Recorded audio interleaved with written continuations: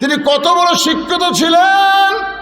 ওমর ফারুক যখন মদিনার খলিফা ছিলেন তখন হযরত আলী ছিলেন শিক্ষামন্ত্রী। ওমর ফারুক একবার জেরুজালেমে গেছিলেন, আপনার ইতিহাস সবাই জানেন। রাখালকে উটের পিঠে চড়ে দিয়েছেন, আর ওমর ফারুক রশি ধরে জমিনে দাঁড়িয়ে আছে। জেরুজালেমের খ্রিস্টানরা মনে করলো যে জেরুজালেম নিয়ে এখনো ফিলিস্তিনের উপরে কিন্তু নানা রকম নির্যাতন হচ্ছে। জোরেখার কথা ঠিক কিনা ভাই রে? জেরুজালেমের খ্রিস্টানরা মনে করলো উটের পিঠে যিনি বসে তিনি হলেন খলিফা, আর রশি ধরে যিনি জমিনে দাঁড়িয়ে আছেন তিনি হলেন রাখাল। এই জন্য জেরুজালেমের লোকেরা আভ্যর্থনা করার জন্য একটা চকিয়া এনে উটের গায়ের সঙ্গে লাগাই দিয়া একজন হামাগুড়ি দিয়ে বললেন, আমির আল মুমিনিন, মুসলমানদের আমির, আপনার উটের পিঠ থেকে যদি নামতে কষ্ট হয় চকিয়ার উপরে পা দেয়া, তারপরে পিঠের উপরে পা দিয়ে আস্তে করে নামেন। রাখাল ছোট বাচ্চার মতন কান্না শুরু করেছে।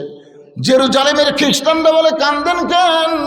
বলে, কান্দার কারণ হলো তোমরা হযরত ওমরকে চিনো না, আমাকে ওমর মনে করে তোমরা সম্মান দাও, কিন্তু নিচে দড়ি ধরে যিনি দাঁড়িয়ে আছে তিনি হলেন হযরত ওমর। খ্রিস্টানরা বলে, এটা কেমনে হয়, এটা কেমনে হয়? রাখাল উটের পিঠে আর অর্ধ পৃথিবীর খলিফা জমিনে রশি ধরে দাঁড়ায়া। রাখাল বলতেছে, আল্লাহর কোরআন অনুযায়ী যখন রাষ্ট্র চলবে তখন মানুষ এমন অধিকার পাবে সবাই সমান হয়ে যাবে। সঙ্গে সঙ্গে জেরুজালেমের খ্রিস্টানরা বলে যে ইসলাম এমন সমতা দেয়, এমন সমমান দেয়, আমরা আর খ্রিস্টান থাকবো না, আমরা সবাই মুসলমান হয়ে যাব। ওমর ফারুকের হাতে সমস্ত খ্রিস্টান যখন মুসলমান হয়ে গেল, ওই খ্রিস্টানদের মধ্যে একজন বেঁকা ছিল, বেঁকা। ওই বেঁকা খ্রিস্টান পাদ্রীর কাছে গিয়ে বলতেছে, আপনি তো দরবার গরম করতেছেন, আপনি ঘরের মধ্যে জিকির মারতেছেন, কিন্তু মদিনার ওমর এসে সব খ্রিস্টানকে মুসলমান বানায় গেছে। পাদ্রী দৌড়ে এসে ওমরকে বললেন, ওমর আমিও মুসলমান হবার চাই। ওমর ফারুক বললেন, আপনি খ্রিস্টান ধর্মযাজক, আপনি মুসলমান হলে তো আলহামদুলিল্লাহ। বলে, আমি মুসলমান হওয়ার আগে তোমাকে 4টা প্রশ্ন করব, উত্তর দিবার পারলে মুসলমান, না হলে মুসলমান হব না। ওমর ফারুক বলে, পাদ্রী কি 4টা প্রশ্ন করবা? বলে, 1 নম্বর প্রশ্ন হলো পৃথিবীর এমন কোন জায়গা সূর্যের আলো একবার পড়েছে কিয়ামত পর্যন্ত ওই জায়গায় সূর্যের আলো পড়বে না। আমার 2 নম্বর প্রশ্ন হলো পৃথিবীর এমন কোন কারাগার কয়েদি নিঃশ্বাস নেবার পারে না, এরপরও কয়েদি জীবিত থাকে। আমার 3 নম্বর প্রশ্ন হলো এমন কোন কবর, কবরটাও জীবিত, লাশটাও জীবিত। আমার 4 নম্বর প্রশ্ন হলো পৃথিবীর এমন কোন 2 ভাই একই সঙ্গে জন্মগ্রহণ করেছে, আবার বহু বছর পরে একই সঙ্গে 2 ভাই মৃত্যুবরণ করেছে, কিন্তু এক ভাইয়ের চাইতে এক ভাই 100 বছরের বড়। এই 2টা ভাইয়ের নাম বলা লাগবে। ওমর ফারুক বলে, পাদ্রী রে, এমন প্রশ্ন আমি জীবনে শুনি নাই, তাহলে উত্তর কেমনে দিব? পাদ্রী বলতেছে, তাহলে আমি মুসলমান হতে পারলাম না। ওমর ফারুক যখন জেরুজালেম থেকে মদিনাত আসলেন, শিক্ষামন্ত্রী আলীর সঙ্গে তার দেখা হয়ে গেল। আলী বলতেছে, আমির আল মুমিনিন, জেরুজালেমের খবর কি? বলে, খবর খুবই ভালো, শত শত খ্রিস্টান মুসলমান হয়ে গেল, কিন্তু একটা পাদ্রী মুসলমান হতে পারলো না। বলে, পাদ্রী কেন মুসলমান হইল না? বলে, আমাকে 4টা প্রশ্ন করেছে, উত্তর দিবার পারলে মুসলমান হতো, কিন্তু আমি উত্তর দিবার পারি নাই। আলী বলতেছেন, কি প্রশ্ন করেছে? বলে, 1 নম্বর প্রশ্ন হলো পৃথিবীর এমন কোন জায়গা সূর্যের আলো একবার পড়েছে কিয়ামত পর্যন্ত পড়বে না, ওই জায়গার নাম কি? আলী মুস্কি মুস্কি হাসি আর বলে, আপনি কেন বলতে পারলেন না? মুসা আলাইহিস সালাম যখন সাগর পাড়ি দিচ্ছিল, এমন সময় সাগর রাস্তা হয়ে গেল, ওই সময় সূর্যের আলো সাগরের তলায় গিয়ে পড়ল।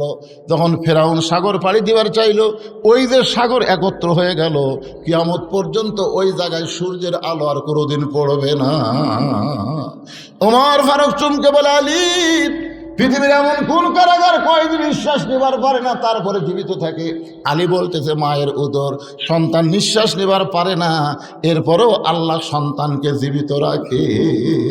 আলী রে, 3 নম্বর প্রশ্ন করেছে, কবরও জীবিত, লাশটাও জীবিত।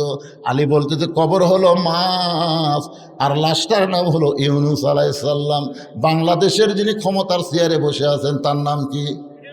ইউনুস নবীরে খাইল মাছেতে গিলিয়া, ফেরেশতা পাঠাইলেন আল্লাহ ইসমে আজম দিয়া, দমে দমে সে হরদম পড়ে সে ইসমে আজম, মাছেরই উদর হইতে বাঁচাইলা প্রাণ। ইউনুস যখন ক্ষমতা বসলো তখন ভারত মনে করলো ভারত মনে করলো হাসিনা তো বাংলাদেশ আমাকে গোলাম বানাতে গেছে রে, কিন্তু এই মরদ প্রথম খুবই হুমকি ধমকি দিল না, কারণ ভারত দিল কি দিল না, পেঁয়াজ বন্ধ করে দেব, আলু বন্ধ করে দেব, চিনি বন্ধ করে দেব, ইউনুসকে দে দে। ওরা সব বন্ধ করে দিয়ে ওরা এখন কান্দিছে, ভিসা বন্ধ করে দিয়ে ভারতের ব্যবসা হচ্ছে না, কোনো কিছু হচ্ছে না। বাইরে পশ্চিমবঙ্গের লোকেরা মাঝে মধ্যে সামনে ইউনুস একেবারে মুদি বুড়ে আঙুল দেখেছে, দেখ তোর ভারত আমার দরকার না, আমি চীনত চাই। চীনত যায় ভাই, যে 30টা প্রকল্প বাঁধ নিয়ে যাচ্ছে, এত কিছু নিয়ে যাচ্ছে, বলছে না ভারতের মুদি গলা থাকবে। আবার লালমনিরহাটে এমন একটা বিমানবন্দর তৈরি করতেছে, বুঝলেন, ভারতও গ্রাস করতে, ভারতের যে 7 সিস্টার আছে ওটা সাইজ করতে বাংলাদেশের একদিনও লাগবে না। সুবহানাল্লাহ কান্না কা এই হাসিনার হুমকি, ফেঙ্গি কুত্তের হুমকি, ওরা লাভ আছে কেন পাগলা? ফেঙ্গি কুত্তা যখন হুমকি দেয় তখন কি করে, যে একটা বড় কুত্তা আসে 5 তলে নিয়ে দেয়, ধরে খান কথা ঠিক কিনা। হাসিনা হলো ফেঙ্গি কুত্তে, ওর হুমকির কাম হবে। কি মনে করতেছেন ইউনূস সরকার আসার পরে দেশের উন্নতি হচ্ছে না অবনতি হচ্ছে?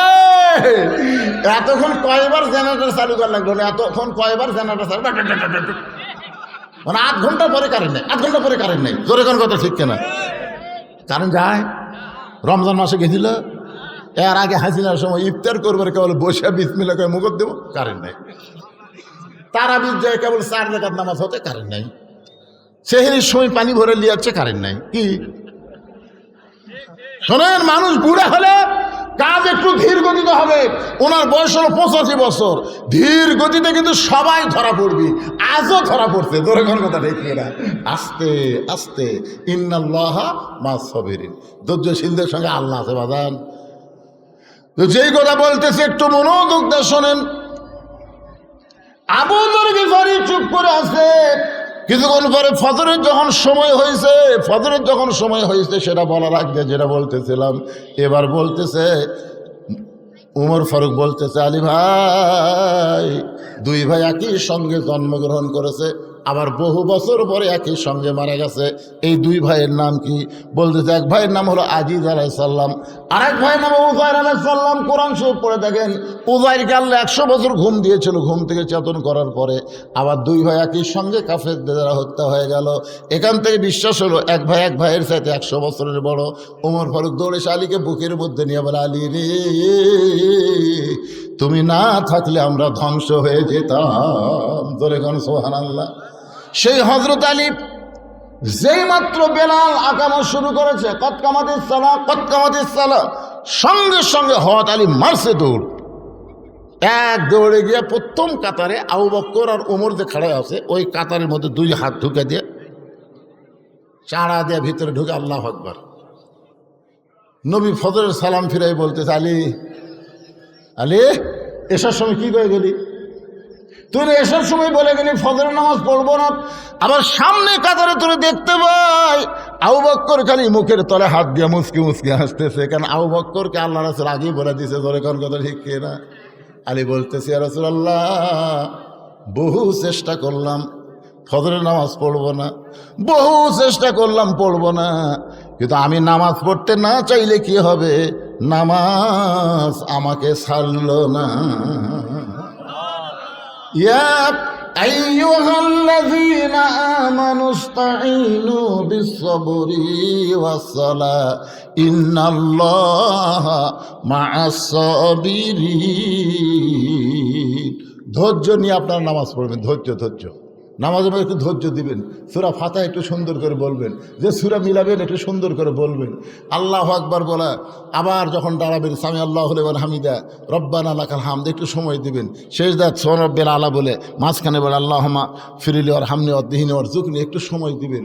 এভাবে ধীরে সুস্থে সুন্দর করে রুকু সিজদা বিশিষ্ট নামাজ আদায় করলে সেই নামাজই হবে ইয়্যাকা না'বুদু ওয়া ইয়্যাকা নাস্তাইন।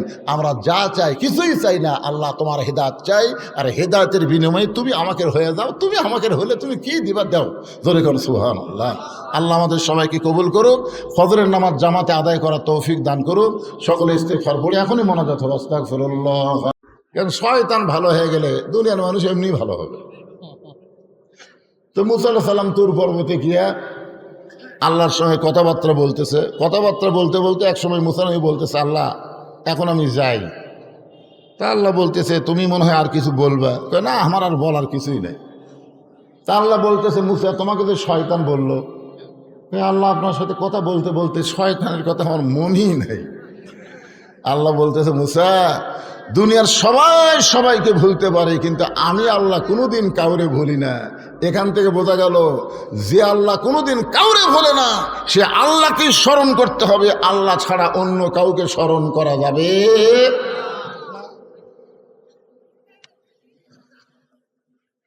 কি দিলেন এখনই?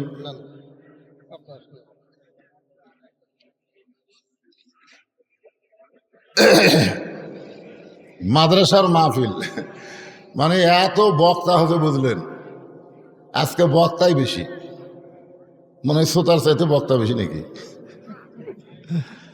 আমি এখানে মাগরিবের নামাজের পরপরই আইছি, কারণ এখন বৈশাখ মাস। আল্লাহ যে আপনাকে আসমান ভালো রাখছে, এটা আল্লাহর রহমত, ঠিক কিনা বলেন? কারণ যে হারে চারিদিকে শুরু হয়েছিল, আল্লাহ রহম করছে।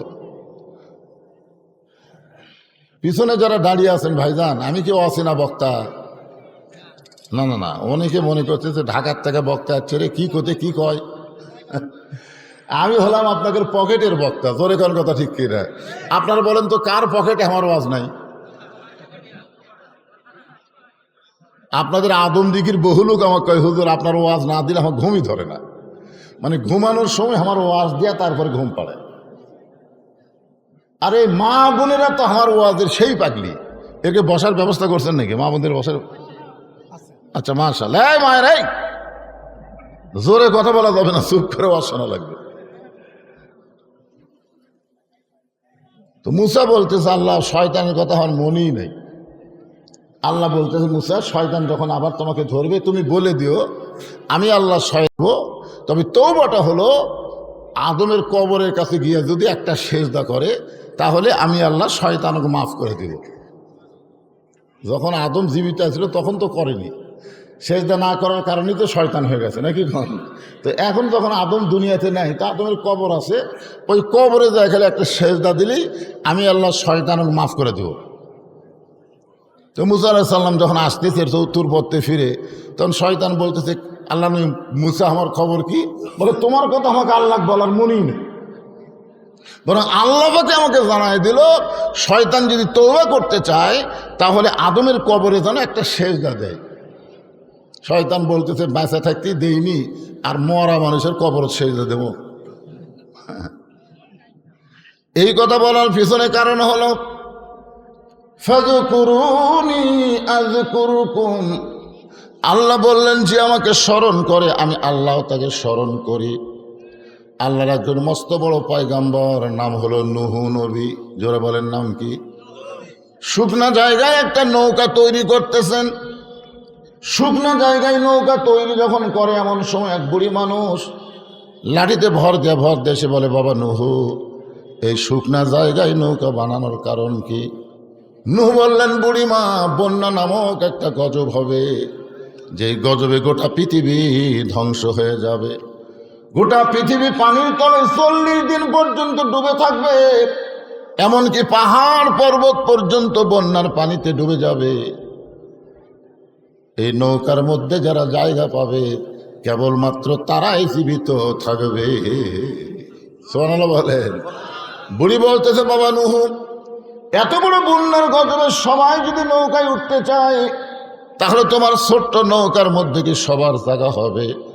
নূহ বললেন, বুড়িমা, এ নৌকায় ওঠার শর্ত হলো আল্লাহর বান্দাবান্দি যারা, ইমানদার বান্দাবান্দি যারা নৌকার মধ্যে জায়গা পাবে তারা। সঙ্গে সঙ্গে বুড়ি বললেন, বাবা, আমি তাহলে ইমানদার বান্দি হবার চাই। নূহ বললেন, তাহলে আমার সঙ্গে পড়েন, লা ইলাহা ইল্লাল্লাহু নূহ নবিয়ুল্লাহ। নূহ বলতেছে, বুড়িমা, আপনার আর কোনো টেনশন নাই, আপনার আর কোনো টেনশন নাই। বন্যা গজব যখন শুরু হবে আমি আপনার হাত ধরে নৌকায় উঠায় নেব। সঙ্গে সঙ্গে বুড়ি বললেন আলহামদুলিল্লাহ। আচ্ছা, নৌকায় হাত ধরে কে তুলবে, আল্লাহ না নুহু? এই ধরে কারণ কে তুলবে? আল্লাহ তুলবে। নুহু বলতেছে বন্যা গজব যখন শুরু হবে আমি তখন তোমাকে হাত ধরে নৌকায় উঠাই নেব। বুড়ির উচিত ছিল প্রশংসা করা, বাবা নুহু তুমি অত্যন্ত ভালো মানুষ বাবা, বিপদের সময় তুমি আমাকে হাত ধরে নৌকায় উঠাবা। কিন্তু বুড়ি নুহুর প্রশংসা না করে বুড়ি বললেন কি, আলহামদুলিল্লাহ। কিন্তু আমাদের বাংলাদেশে অনেকে আছে, আমার নেতার চরিত্র ফুলের মতন পবিত্র, নামাজ পড়ে না এক ওয়াক্ত।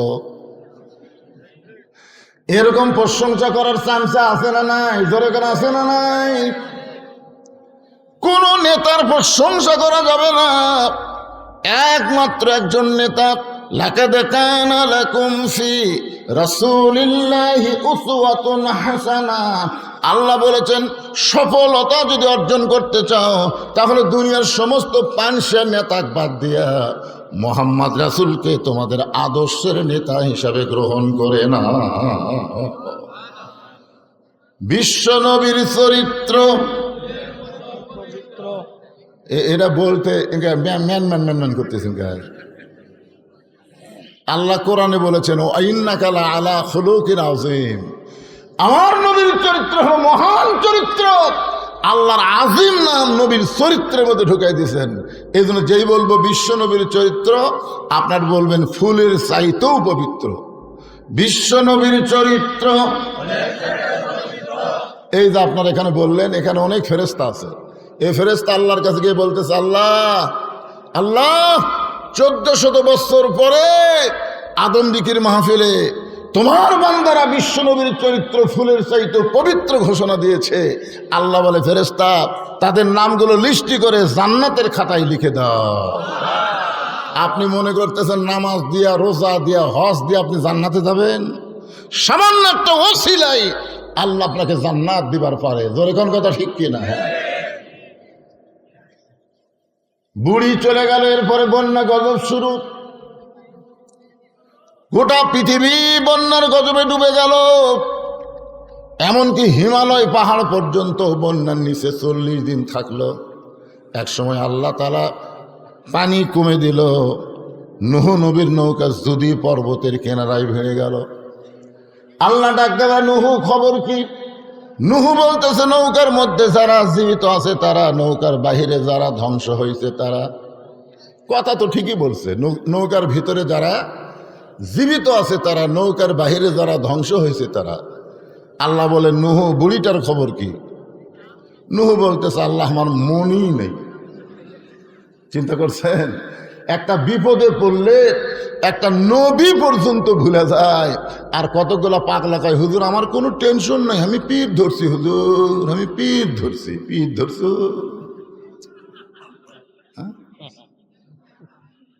তুমি যে পীর ধরছ সেই পীর জান্নাত পাবে কিনা তারই কোনো গ্যারান্টি নাই।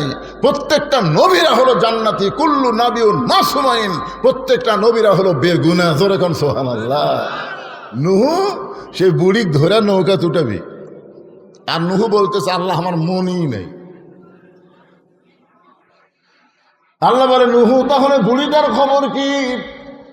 নূহ বলতেছে দুনিয়ার ধ্বংস সবাই হয়ে গেছে, তাহলে বুড়িটাও ধ্বংস। আল্লাহ বলে নূহ আজগুবি কোনো কথা বলা যাবে না, কথা বলতে গেলে তদন্ত করে কথা বলা লাগবে। আপনারা এলাকার মানুষ কি কোন আজগুবি? আজগুবি বোঝেন?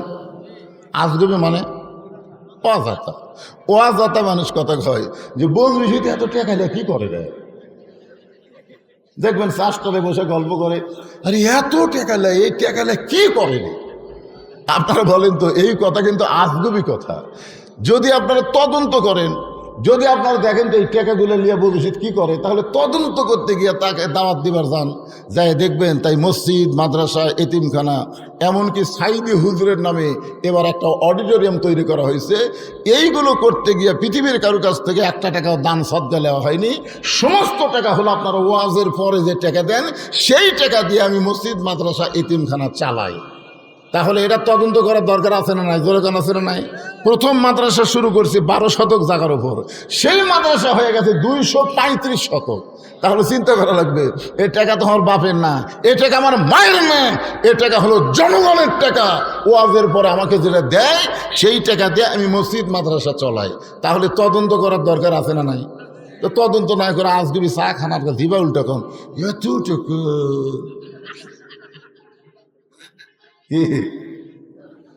আল্লাহ বলেন নূহ, আজগুবি কোনো কথা বলা যাবে না, কথা বললে তদন্ত করে কথা বলতে হবে। এবার নূহ নবী তদন্ত করতে গিয়ে দেখে বুড়ি তো দূরের কথা, বুড়ির ঝুবড়ি বাড়ি পর্যন্ত কিছুই হয়নি। বন্যার গজবে গোটা পৃথিবী ধ্বংস, অথচ বুড়ি তো দূরের কথা, বুড়ির ঝুবড়ি ভাঙ্গা বাড়ি পর্যন্ত কিছুই হয় নাই। নূহ নবী চমকে উঠে ডাক দিলেন, বুড়িমা। সঙ্গে সঙ্গে বুড়ি টোপলা নিয়ে হাজির। টোপলা। তো নূহ নবী বলতেছেন, বুড়িমা টোপলা খেন, বলে সাইজ হয়ে বসে আছি। সাইজ হইয়া ধরে কন কি হইয়া? আপনার বলেন তো, নূহ নবী যেরকম বুড়িমাকে ডাক দিয়েছে, এরকম আল্লাহ কিন্তু আমাদেরকে মৃত্যুর জন্য ডাক দিবে। ধরে কোন কথা ঠিক কিনা? একটা গানও আছে, আপনার শোনেননি? ডাক দিহিয়াছেন আল্লাহ আমারে, রইব না আর বেশি দিন তোদের মাজারে, চলতে পথে 2 দিন থামিলাম। চলার পথে কয়দিন? এ গান যদি আপনারা যুবকেরা গাও, এই যুবকেরা তো বহু গান গায়। এই বরবাদ সিনেমার শাকিব খানের গান গাইতে গাইতে পাগলা হয়ে গেছে। আরে পাগলা, ওলা গান না গেয়া এই গান গাও, প্রত্যেক পরতে সব পাওয়া। তাহলে আমার সঙ্গে বলো, ডাক দিহিয়াছেন দয়াল আমারে, রইব না আর বেশি দিন তোদের মাজারে, চলতে পথে 2 দিন থামিলাম, যাবার কালে একজন আরো দেখা না পাইলাম, ও আমার সাদের মালা যায় রে ছিঁড়ে, রইব না আর বেশি দিন তোদের মাজারে। এই গানটা আমি খেয়াল করে দেখলাম, হাসিনা যখন পলে যাচ্ছিল, আপনারা দেখছেন হাসিনা পলানোর একটা ভিডিও দেখছেন? হাসিনা তার বোন শেখ রেহানাকে নিয়ে যখন পলাচ্ছে, ওই সময় আমি ভিডিওটা খুব খেয়াল করে দেখলাম। হাসিনার বোন শেখ রেহানা নিচের দিকে তাকে হাঁটতেছে, মাটির দিকে তাকে হাঁটতেছে, আর হাসিনা খালি এইরকম। তখন হাসিনার মনের মধ্যে একটা গান হতো, চলতে পথে 2 দিন থামিলাম, যাবার কালে এক সামসারও দেখা না পাইলাম। হাই রে হাসিনার সামসারে, আপনাকে আগুন দিঘির গাবড়া কুটি রে, গাবড়া গাবড়া কুটি, হাই রে গাবড়া রে, এই গাবড়া আমাকে আগুন দিকে ওয়াজ করবার দেয়নি। ধরে কোন কথা ঠিক? আমি এখন আগুন দিক দিয়ে গাড়ি নিয়ে যাই, আর কেড়ে গাবড়া একটা চামচাও নেই। হাসিনা খালি চারিদিকে তাকায়, চোখের পানি বের করে বলে, যাবার কালে এক চামচারও দেখা না পাইলাম। কি মনে করতেছেন ভাইজান? বুড়ি বলতেছে, রেডি হয়ে টোপলাটা আপনি গোছায় বসে আছি, তুমি যখন আমাকে ডাক দিবা, বন্যা গজব থেকে বাঁচানোর জন্য নৌকায় ধরে তুলবা, আমার যেন বের হতে দেরি না হয়। আল্লাহ বলেছেন, লা তামুতুন্না ইল্লা ওয়া আনতুম মুসলিমুন, মুসলমান না হয়ে তোমরা কেউ মরিও না। তাহলে কোন সময় আমাদের মৃত্যু হবে আমরা কেউ বলতে পারি না। বলবার যদি না পারি, তাহলে সব সময় আমাদের সাইজ হয়ে থাকার দরকার আছে না নাই? নূহ নবী গালত হাত দেয় কান্দার, বলে, বুড়িমা বন্যা গজব শেষ, বন্যা গজব শেষ, গোটা পৃথিবী ধ্বংস হয়ে গেছে, অথচ আপনার বাড়িরও কিছু হয়নি, আপনারও কিছু হয়নি। বুড়িমা, আপনি এমন কি আমল করেন যে আমল করার কারণে আল্লাহ আপনার বাড়ি এবং আপনাকে হেফাজত করলো? বুড়ি বলতেছে, বাবা তোমার মনে নাই, তুমি যখন আমাকে বলছিলে হাত ধরে নৌকায় উঠাবা, তখন আমি জানি ইমানদার যারা ইমান গ্রহণ করেছে তাদের একটাই বিশ্বাস, দুনিয়ার সবাই সবাইকে ভুলতে পারে, কিন্তু আল্লাহ কোনোদিন তাকে ভুলবে। তাহলে আমরা জিকির করব কার? এরপরে আল্লাহ বললেন, অশকুরুলি ওয়ালা তাকফুরুন, শুকুর গুজার করতে হবে আল্লাহর। যারা আল্লাহর শুকুর গুজার করবে না, আল্লাহর শুকুর গুজার না করলে কুফরি হয়ে যাবে। জোরে কোন ঠিক কি না? এখন আপনারা বিশ্বাস করেন। এরপরে আল্লাহ বলতেছেন, ইয়া আইয়ুহাল্লাযীনা আমানুস্তাঈনু বিস-সাবরি ওয়াস-সালাহ ইন্নাল্লাহা মা'আস-সাবিরিন। এই ইমানদার বান্দারা, এই পিছনে যারা দাঁড়িয়ে আছো তোমরা কি ইমানদার না? এখানে আল্লাহ বলতেছেন ইয়া আইয়ুহাল্লাযীনা আমানু। খুব খেয়াল করেন, আপনারা যারা বসে আছেন এবং যারা দাঁড়িয়ে আছেন সবাইকে আমি বলবো, অনুরোধ করে বলতেছি, বসেন বসেন, জায়গা আছে তো, বসেন। বসবার করে সব পিছন দিকে যায়, যাও। ইমানদারকে লক্ষ্য করে আল্লাহ বলতেছেন, যারা আমাকে বিশ্বাস স্থাপন করেছো, আমি আল্লাহর কাছে যদি তোমরা কিছু পাবার চাও তাহলে এমনি এমনি চাইলে হবে না, দুইটা মাধ্যম লাগবে। একটা হলো ধৈর্য আর একটা হলো নামাজ। কি তাহলে আমাদের ধৈর্য কম না বেশি? কম। 15.5 বছর হাসিনা ইচ্ছা মতো আমাকে চলাছে, আমরা কিন্তু ধৈর্য ধারণ করে বলছি তোর বিচার আল্লাহ করবি রে, তোর বিচার আল্লাহ করবি রে। কর্ণে কর্ণে এটা কি কম ধৈর্য নাকি? ইন্নাল্লাহা মা'আস-সাবিরিন। ধৈর্যশীলদের সঙ্গে কে আছে? আরো জোরে বলেন। আজকে এখানে ধৈর্য নিয়ে বসেন, ধৈর্য নিয়ে বসেন, দেখেন আল্লাহ আপনাদের কেমনে সাথে থাকে। কোরআনের আয়াত দিয়ে আমি আপনাদের দেখাই দেব। এখন প্রথম কথা হলো আল্লাহ ইমানদারকে লক্ষ্য করলেন, আমরা সবাই ইমানদার। সাহাবীরা জিজ্ঞাসা করলেন, ইয়া রাসূলুল্লাহ মা হুয়াল ঈমান? ঈমান সম্পর্কে আমরা জানতে চাই। আল্লাহ রাসূল বললেন, ইকরার বিল লিসান, তাসদীক বিল জানান, আমল বিল আরকান। এরই নাম হলো ঈমান। জবানে বলতে হবে লা ইলাহা ইল্লাল্লাহ, খালি জবানে বললে হবে না। এরপরে বলা হচ্ছে তাসদিক বিল জানান, কলিজার মধ্যে ঈমান। আচ্ছা, কলিজার মধ্যে যখন ঈমান থাকে তখন সেই মানুষটার চরিত্র কেমন হয়? আমি একটা দৃষ্টান্ত দিব, মনোযোগ দিয়ে শোনা লাগবে। এটা কিন্তু 1000 বছর আগেকার কথা না, 100 বছর আগেকার কথা না, এটা হাসিনার সময়ের কথা, বেশি দিন আগের কথা না। লোকটার নাম হলো মীর কাসিম আলী। লোকটার নাম কি? মীর কাসিম আলী। উকিলের নাম হলো তাজুল ইসলাম। উকিল সাহেব এসে বলতেছে, স্যার আজকে রাত 12টায় আপনার ফাঁসি হবে। তাসদিক বিল জানান মানে কলিজার মধ্যে ঈমান থাকবে সেই লোকটার চাল চরিত্র কেমন হয় একটু খেয়াল করেন। বলতেছে, স্যার আজকে রাত 12টায় আপনার ফাঁসি হবে। তো মীর কাসিম আলী বলতেছে, উকিল সাহেব এখন কয়টা বাজে? তো বলতেছে, এখন বাজে রাত 9:30। তখন বলতেছে, আলহামদুলিল্লাহ আলহামদুলিল্লাহ, এখনো 2.5 ঘন্টা আছে। আপনার বলেন তো, 2.5 ঘন্টা পর যার ফাঁসি হবে সে আলহামদুলিল্লাহ কবে?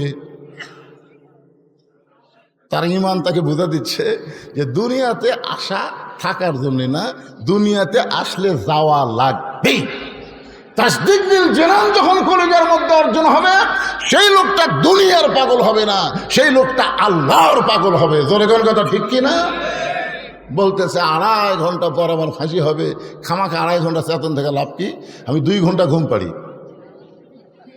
2 ঘন্টা ঘুম পাড়ি। উকিল সাহেব, যদি আমি চেতন না পাই তাহলে তুমি আমাকে চেতন করো।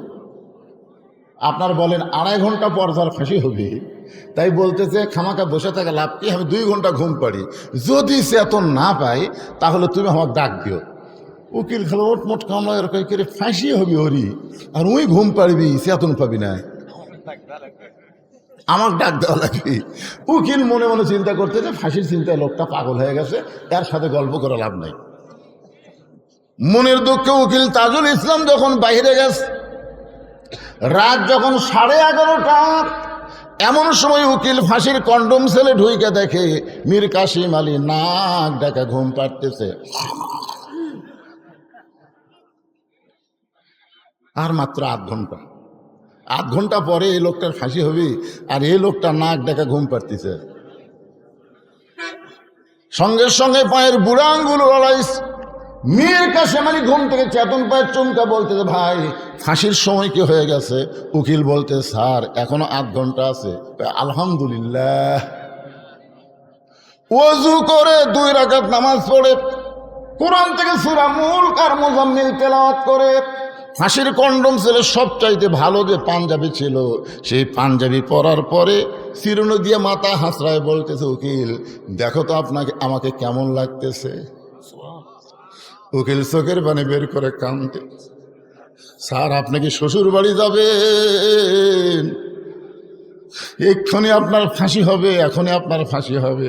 আর আপনি সুন্দর পাঞ্জাবি গায়ে দিয়ে মাথা ছিল হাসড়ায় বলতেছেন আমার কেমন লাগতেছে।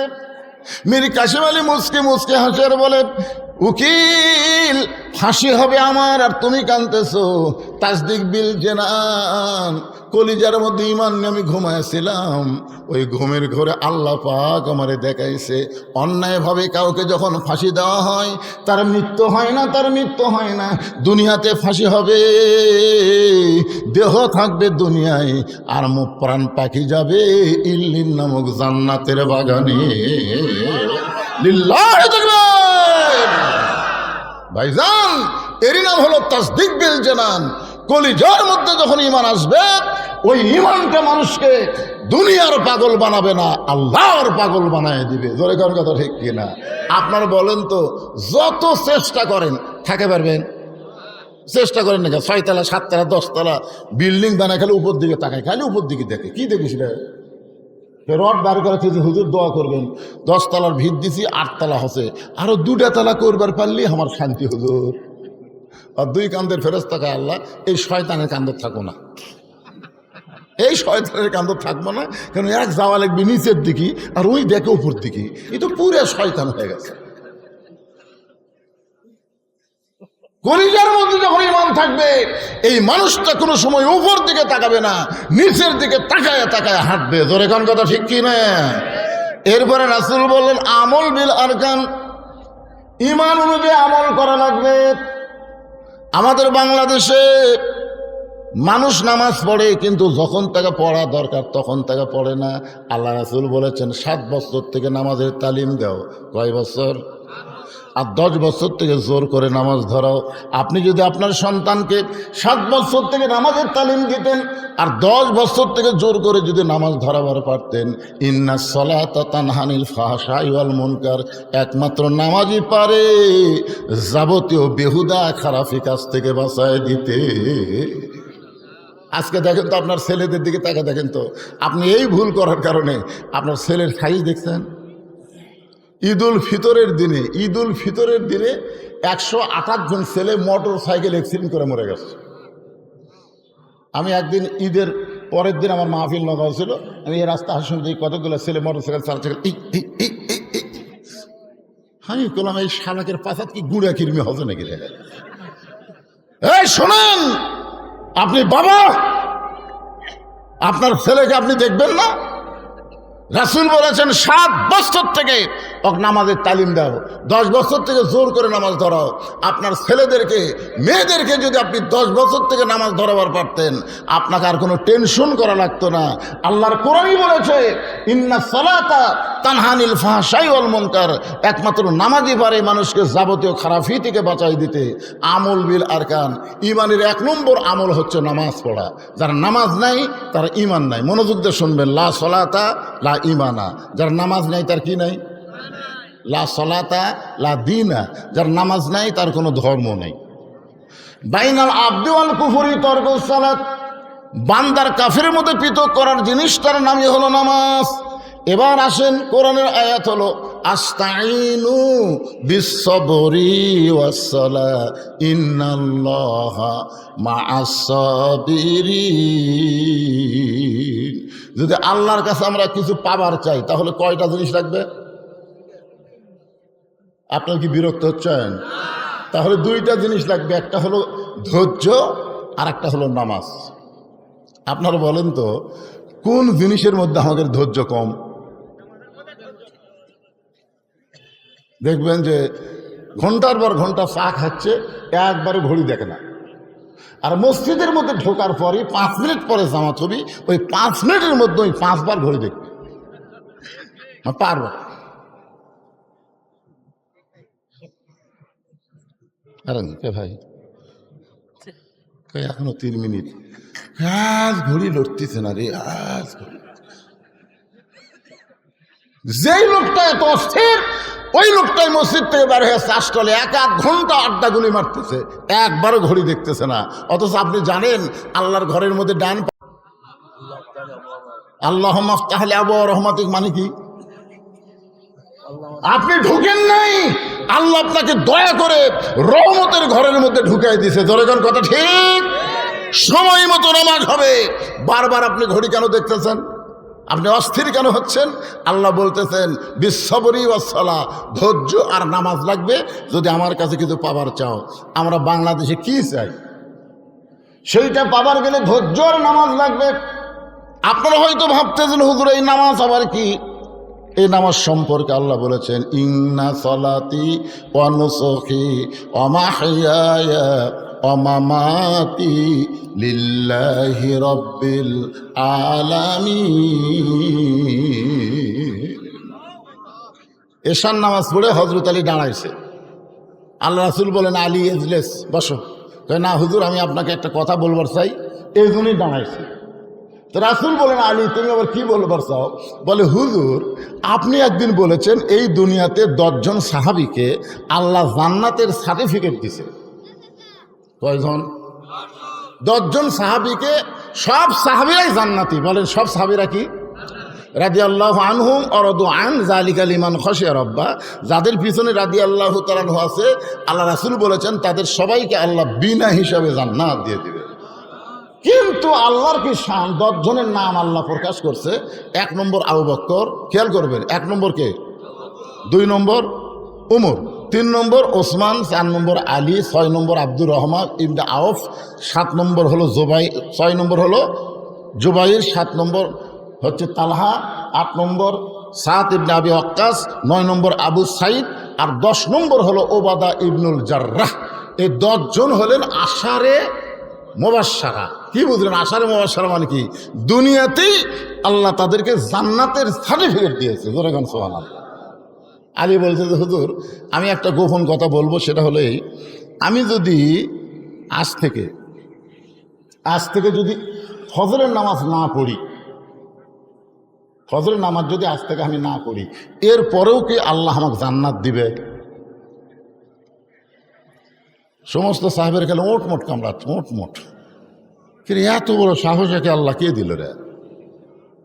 আলী বলতে তো হুজুর চিন্তা ভাবনা করে কোন, আমার নাম যদি জান্নাতের সার্টিফিকেটের 4 নম্বরে থাকে, তার আমি যদি ফজর না পড়ি, এরপরেও কি আল্লাহ আমার জান্নাত দিবে?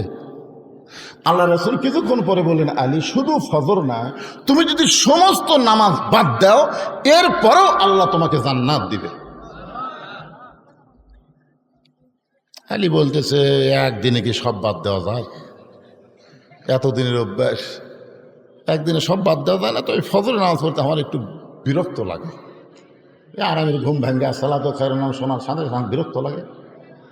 এই জন্যে আজ থেকে আমি আর ফজর পড়বো না। আল্লাহ রাসূল বললেন ঠিক আছে, না পড়লেও আল্লাহ তোমাকে জান্নাত দিবে।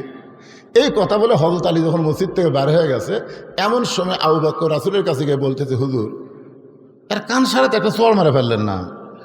এত বড় একটা খারাপ কথা বললো যে আজ থেকে ফজর নামাজ পড়বো না।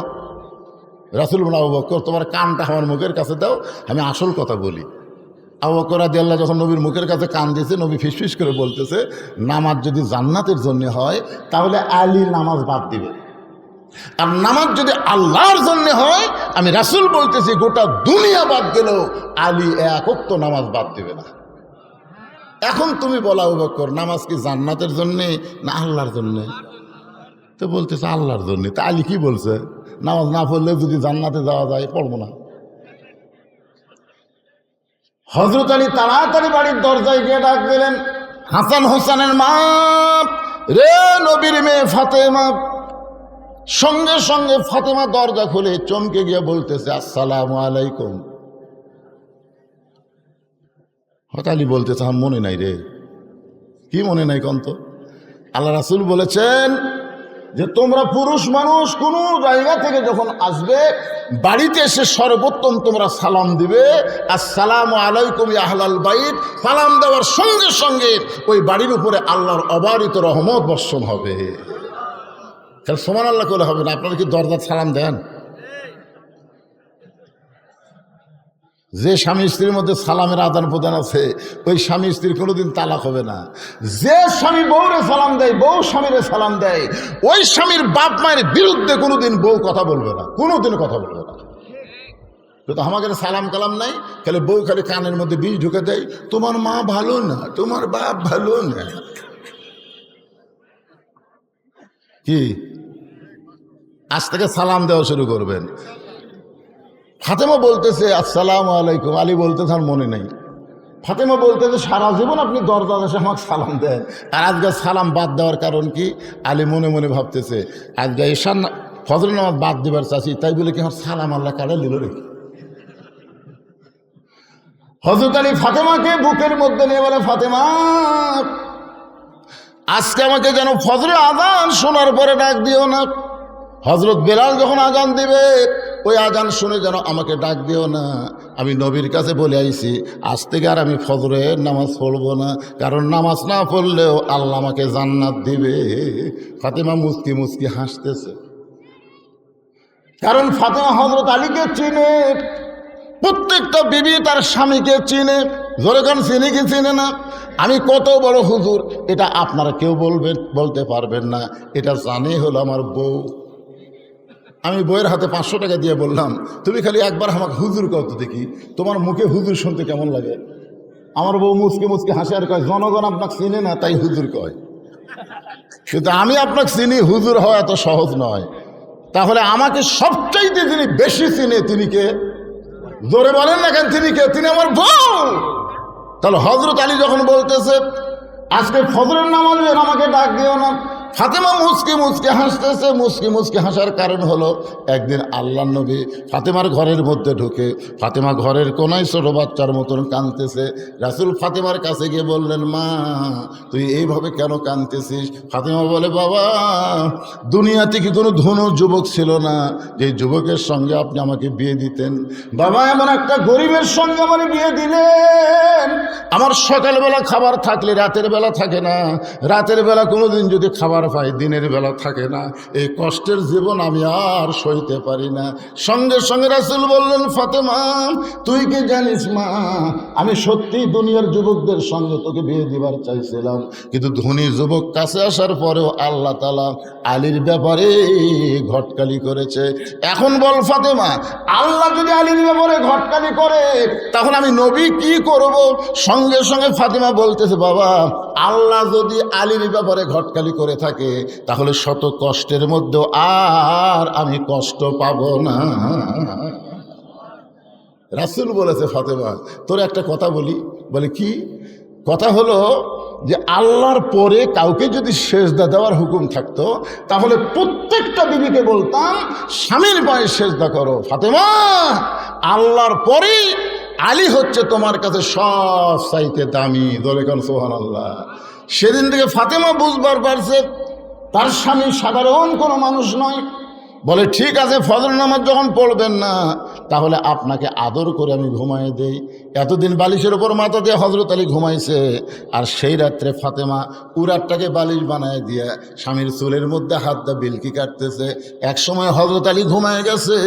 হযরত আলী যেই মাত্র ঘুমাইছে, ঘুমের মধ্যে যখন অচেতন, কিছুক্ষণ পরেই হযরত আলী ঘুম থেকে লাফ দিয়ে উঠছে।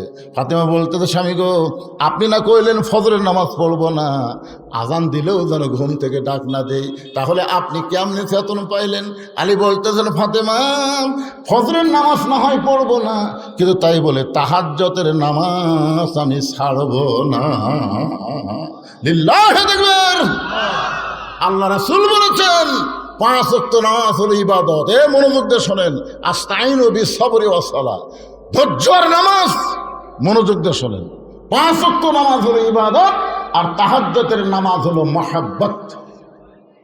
সাহাবারা জিজ্ঞাসা করলেন, হুজুর মহব্বত আর ইবাদত এই দুইটার মধ্যে তফাৎ কি? এদিকে চিল্লাচিল্লি কে করে? বাচ্চা কাচ্চারা, ওই পার্কে মেয়ে মানুষ আছে। যে বাচ্চারা চিল্লাচিল্লি করতেছে ওই বাচ্চারা হলো সিজার করা। যখন কি করা? সিজার করা বাচ্চারা অস্থির হয়। কারণ নর্মালি বাচ্চা হলে সেই বাচ্চা অস্থির হয় না। কি জন্য হয় না কোন তো? মানে জন্মের সময়ই তার জন্ম হয়। যখন জন্মের সময় সে জন্ম নেই, কিন্তু যখনই সিজার করবি পেট কাটা দেখে আর ঘুমই ভাঙেনি।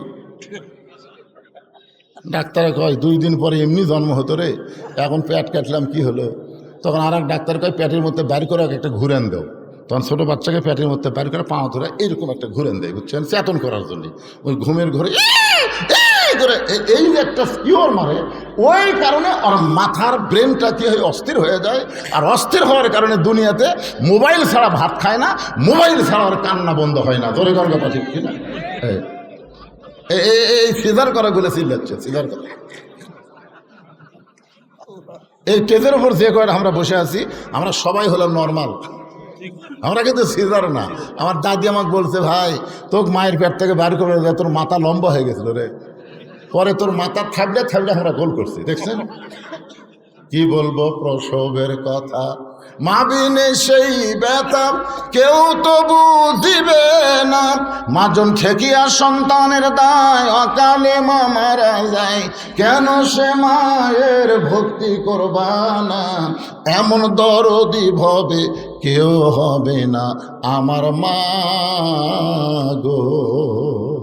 মারে মা, ও মা, বাচ্চা নর্মালি হবে মা, কেন অধৈর্য হওয়ার কারণে এই সিজার করা। আর সিজার করবার গেলে ওই পেটকে লাড়ে। মেয়া ডাক্তার, একটা মরদ মানুষ ডাক্তার, কোন জায়গার বাচ্চা আছে কুটি কাটা লিখবি, লেড়ে ছেড়ে। এই আপনার শরম নাই? আপনার বইয়ের পেট একটা মরদ মানুষ লাড়া কাটতেছে না কিছু। সিজার করো, সিজার করো। সিজার করলে মায়ের ক্ষতি, সিজার করলে বাচ্চার ক্ষতি। একটু মনোযোগ দিয়ে শোনেন। 5 ওয়াক্ত নামাজ হলো ইবাদত, আর তাহাজ্জুদের নামাজ হলো মাহাব্বত। সাহাবারা জিজ্ঞাসা করলেন, হুজুর ইবাদত আর মহব্বতের তফাৎ কি? রাসূল বলেন, ইবাদতের বিনিময়ে মানুষ জান্নাত চায়, আর মহব্বতের বিনিময়ে মানুষ আল্লাহ চায়। এক বান্দা আছে নামাজের শেষদায়, তাহাজ্জুদের। কোন নামাজ? আল্লাহ ডাক দেয়, বলে তুই যতই নামাজ পড় আর সেজদা কর, তোর ঠিকানা হলো জাহান্নাম। যেই বলছে তুই যতই নামাজ পড় আর সেজদা কর, তোর ঠিকানা হলো জাহান্নাম, ওই বান্দা সেজদা থেকে মাথা তুলে বলতেছে আলহামদুলিল্লাহ, আলহামদুলিল্লাহ। আল্লাহ কায় কেড়ে পাগলা, তোকে জাহান্নাম দিলাম, তারপরে তুই আমার শুকর আদায় করতেছিস। সেজদাকারী বলতেছে, আল্লাহ আমি তো ইমানের কারণে জানি জান্নাতেরও মালিক তুমি, জাহান্নামেরও মালিক তুমি। তুমি জাহান্নাম বানায়, সেই জাহান্নাম যদি আমাকে দাও, আমার আপত্তি করে কোনো লাভ আছে? তুমি আমাকে জাহান্নাম দিবে, আলহামদুলিল্লাহ। তাও তো আমি বলতে পারবো আমার জায়গা আছে রে, আমি তাও বলতে পারবো আল্লাহর জাহান্নামে আমার জায়গা আছে। তুমি যদি বলতে জাহান্নামে নাই, জান্নাতে নাই, তাহলে যাবো কোথায়? আল্লাহ বলে, পাগল জাহান্নামে গেলে তুই পড়ে যাবি, তোর কষ্ট হবে। পাগল বলতেছে, আমার জাতির পিতা হযরত ইব্রাহিম নমরুদের চুলা যখন জ্বলাইছিল আগুনে ফেলে দেওয়ার জন্যে, আপনি আগুনের চুলাকে শান্তির বাগান কেন বানাইছেন? আল্লাহ বলে, ইব্রাহিমের কলিজায় আমার মহব্বত ছিল। সেজদাকারী বলে, আল্লাহ তাকায় দেখো, আমার কলিজায় তোমার মহব্বত, তুমি আমার জাহান্নাম দিলে কি হবে? আমি জাহান্নামেও তোমাকে সঙ্গে করে রওনা দিব। আল্লাহ বলে, পাগল রে, আমার মহব্বত নিয়ে কেউ যদি জাহান্নামেও যায়, আমি জাহান্নামকেও জান্নাত বানায়া দিব। হযরত আলী ওযু করে তাহাজ্জুদের নামাজ আদায় করলেন। তাহাজ্জুদের নামাজ আদায় করার কিছুক্ষণ পরেই হযরত বেলাল যখন আজান দেয়, আল্লাহ রাসূল বলেছেন, দুনিয়ার মুয়াজ্জিন আজান দিলে আজান মুসল্লির কান পর্যন্ত পৌঁছে, কিন্তু আমার বেলাল যখন আজান দেয়, ওই আজান আল্লাহর আরশ পর্যন্ত পৌঁছে যায়। সাহাবীরা বললেন, হুজুর হযরত বেলালের আজানের মাহাত্ম্য এত বেশি কেন? আল্লাহ রাসূল বললেন, সাহাবীরা তোমরা তো তখন কেউ ছিল না, মাত্র 6 নম্বর সাহাবীর নাম হলো বেলাল। মাত্র কয় নম্বর? 6 নম্বর সাহাবীর নাম হলো বেলাল। এই বেলাল যখন ঈমান গ্রহণ করছে, শুধুমাত্র ঈমান গ্রহণ করার অপরাধে বেলালকে সারা দিন ওরা মারছে। শুধু মারে নাই, বুকে পাথর চাপা দিয়ে রাখছে। এরপরও বেলাল যখন আল্লাহ ছাড়ে নাই, মুখের ভিতর হাত দিয়ে জিহ্বা টেনে বের করে ওই জিহ্বার মধ্যে কাফিরেরা পেরেক ঢুকাই দিছে। এই একদিক দিয়ে পেরেক ঢুকাই আর এক দিক দিয়ে বের করে দিছে। এরপরও বেলাল আমার আল্লাহকে ছাড়ে নাই। আবু বকর বেলালকে মুক্ত করে নবীর কাছে যখন নিয়ে আসে, নবী বেলালের জিহ্বা দেখে অনেক দূর পর্যন্ত বার হয়ে গেছে। রাসূল নিজের হাত দিয়ে বেলালের জিহ্বার কাঁটাগুলো বের করে জিহ্বার আগায় একটা চুমু দিলেন। সঙ্গে সঙ্গে জিহ্বা পূর্বের আকারে মুখের মধ্যে ঢুকে গেলেন। রাসূল বেলালের কপালে চুমাতে বললেন, বেলাল তুমি কি চাও? বেলাল বলে, ইয়া রাসূলুল্লাহ, আস্তে আস্তে আল্লাহ বলার কারণে আমাকে এত মারছে। একদিন সময় সুযোগ মতো আমি সে আল্লাহকে সবার কাছে পৌঁছায় দিবার চাই। রাসূল বলে, সাহাবীরা, এই জন্য বেলাল যখন আযান দেয় শুধু দুনিয়ার কোন মুসলমানের কানে না, আল্লাহর আরশ পর্যন্ত বেলালের আযান পৌঁছে যায়। জোরে বলেন সুবহানাল্লাহ। সেই হযরত বেলাল যখন বলতেছে আসসালাতু খায়রুম মিনান নাওম, সঙ্গে সঙ্গে হযরত আলী হাব্বা জাব্বা পাগড়ি পরে বাড়ির থেকে বার হচ্ছে। ফাতেমা সামনে দাঁড়ায় বলতেছে, আপনি না আমার বাবার কাছে কয়ে আইছেন ফজর নামাজ পড়বেন না? আপনি আমার কাছে আসাই বললেন যে ফজর নামাজ পড়বো না, নবীর কাছে কয়ে আইছি, তো এখন আবার এরকম সাইজ হয়ে কোথায় যাবেন? আলী বলতেছে, ফাতেমা আমি বলেছি ফজরের নামাজ পড়বো না, তাই বলি কি নামাজ পড়া দেখা যাবে না? আমি এতদিন ভিতরে ঢুকে নামাজ পড়েছি, আজকে বাইরে থেকে দেখব কিভাবে নবীর সাহাবীরা নামাজ পড়ে, আমি একটু পড়া দেখবার চাই। ফাতেমা দেখলো স্বামীর সাথে তর্ক করে লাভ নাই, কারণ রাসূল বলেছেন আনা মাদিনাতুল ইলমে ওয়া আলী ও বাবুহা। ফাতেমা শোনো, আমি নবীর যত এলেম আছে সমস্ত এলেম একে একে হযরত আলীর ভিতরে আল্লাহ দিয়ে দিছে। জোরে করে সুবহানাল্লাহ। আমি হচ্ছে এলেমের শহর, আলী হচ্ছে তার দরওয়াজা। তখন হযরত আলী ফজরের নামাজ দেখার জন্য বাইরে ঘুরতেছে। সমস্ত সাহাবীরা মসজিদ নববীর মধ্যে ঢুকে নামাজ শুরু করে দিয়েছে। হযরত আলী বাহির থেকে দেখতে দেখতে হঠাৎ দেখতে পাই বারান্দায় আবু যর গিফারি ফজরের 2 রাকাত সুন্নত নামাজ পড়তেছে। আল্লাহর বান্দা হযরত আলীর সবচাইতে নিকটতম বন্ধুর নাম কি? হ্যাঁ, এটা খেয়াল করবেন। আবু যর গিফারি হচ্ছেন সবচাইতে আপন নিকটতম বন্ধু। যখন ফাতেমা দুনিয়া থেকে বিদায় নিল, আবু যর গিফারিকে কিন্তু কবর খোঁড়ার কথা বলেছিল। জোরে কোন কথা ঠিক কিনা? ফাতেমা একটা শর্ত দিয়েছিল যে আমি পর্দানিশি, আমার কবর যেন দুনিয়ার কোনো খবর মানুষ না জানে, তবে আপনার একান্ত বন্ধু যদি থাকে তারে একটু বলবেন সে যেন গোপনে কবর খনন করে দেয়। আবু যর গিফারি ফাতেমার কবর খনন করে দিয়েছে। সে আবু যর গিফারি মসজিদে নববীর বারান্দায় ফজরের সুন্নত পড়তেছে। হয়তো তাকায় দেখে, তাকায় দেখা মানে কি, এই 2 চোখ দিয়ে একে চোখ বন্ধ করে দেখে, ইয়ানজুরু বিনুরিল্লাহ ইত্তাকু ফিরাসাতাল মুমিনিনা ফাইন্নাহু ইয়ানজুরু বিনুরিল্লাহ। চোখ বন্ধ করে দেখে হযরত আবু যর গিফারি শুধু নামাজ পড়তেছে না, নামাজের ভিতর দিয়ে আল্লাহর সাথে নিজের কলিজার মহব্বতকে একাকার করে দিচ্ছে। যখন সেজদায় গেছে ওয়াসজুদ ওয়াক্তারিব, সেজদা হচ্ছে বান্দাকে আল্লাহর নিকটে পৌঁছায় দেয়। জোরে কোন সুবহানাল্লাহ। তো ওইটা দেখার পরে আর হযরত আলী বাইরে থাকতে পারে? দেখবার পাচ্ছে যে, আমরা দেখবার পাই না তো। কানার ভাগ্যে ধন মিলে না, সামনে পড়ে আছে সোনা, কানা দেখতে পায় না, মাটি মনে করে ফাইলা দেয়, হাতে তুলে নেয় না। কানার ভাগ্যে ধন মিলে না। যৌবন বয়সে কানা এক ওয়াক্ত নামাজ পড়েনি, বুড়া বয়সে মসজিদে যায়, যখন হয় চামড়া ঢিল, আল্লাহর সাথে দেয় মিল। কি সারা জীবন ঘুষের চাকরি করছে, চাকরি যখন রিটায়ার হচ্ছে তখন আল্লাহর কাছে কান দিচ্ছে আর বলতেছে, আল্লাহ আমি আর জীবনে ঘুষ খাবো না, আল্লাহ আমি আর ঘুষ খাবো না, আল্লাহ আমি আর ঘুষ খাবো। 2 কান্দের ফেরেশতাকে আল্লাহ এর কান্দ খোঁড়া থাকে কি লাগবে? যতদিন ঘুষের চাকরি করছে ততদিন তওবা করেনি, এখন চাকরি গেছে আর তওবা করতেছে। যৌবন বয়সে শয়তানের কাম করে বুড়া বয়সে মসজিদে যায়, মসজিদে আর বসবার পারে না, সিয়ার লিয়ায়। কি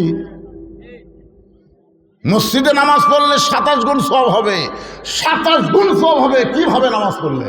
কম মসজিদে যে আপনি নামাজ পড়লে 27 গুণ সব হবে, এই 27 গুণ সব কিভাবে হবে? জামাতে নামাজ পড়লে, জোরে কান কি করে জামাত পড়লে, জোরে কান কিভাবে নামাজ পড়লে? জামাতে নামাজ পড়বার গেলে পায়ের গোড়ালির সঙ্গে গোড়ালি মিল করে কাতার সোজা করে দাঁড়াতে হবে। জোরে কান কথা ঠিক কি না?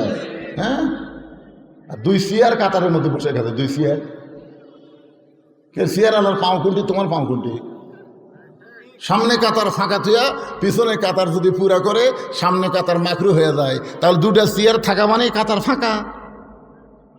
তাহলে আপনাকে দায়িত্ব কি? 4 জন মানুষ ওই চেয়ারের 4টা পাও কান্দত দিয়ে অকসহ, ফেলা দেওয়ার দরকার নেই, অকসহ কান্দত 4 জন নেবেন, 4 জন 4 পাও ধরে কান্দত করে বারান্দাত লিয়ে সব থুয়ে দিবেন।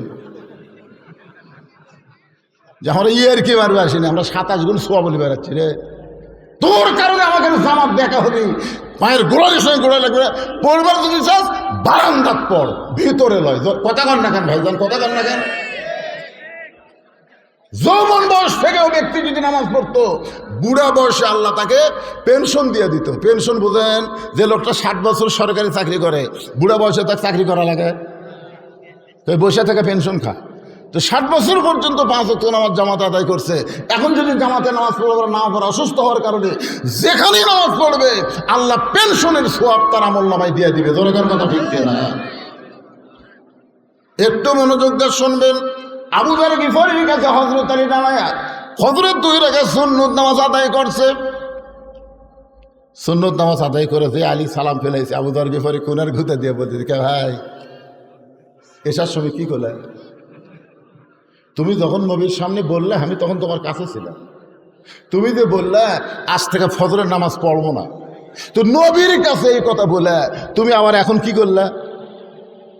আলী বলতেছে, এই আমি বলছি ফজরের ফরজ পড়বো না, তাই বলে কি সুন্নত পড়া যাবে না? যেই বলছে আমি না হয় ফজরের ফরজ পড়বো না, তাই বলে কি সুন্নত পড়া যাবে না? আবু যর গিফারি